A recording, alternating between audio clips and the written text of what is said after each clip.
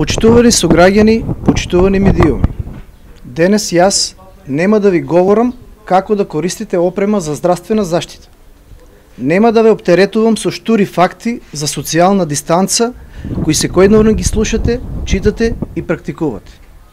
Денес ќе говориме за неспособноста на власта да ја менаџира здравствената криза и за бегањето од одговорност кон граѓаните. Господа од власт, дали планирате масовен скрининг на здравствените работници на населението или и понатаму секи биде по случаен избор? Ако помислите да кажете дека нема доволно серолошки тестови, тогаш одговорете како набавија околните држави. Сведоци сме на едно масовно тестирање во Србија, Словенија и останатите, а моментално ние сме со највисока стапка на заболени на 1 милион жители. Дали со ова уште еднаш ја покажувате вашата некадарност и стара навика за манипулации? Скринингот на здравствените работници е основниот репер за безбедност во државата во време на пандемии.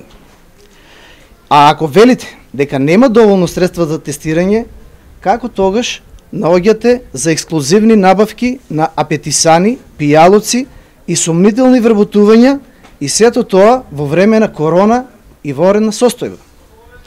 Дали сте подготвени и морално и пред закон да ги жртвувате ризичните групи и постарите од 67 години?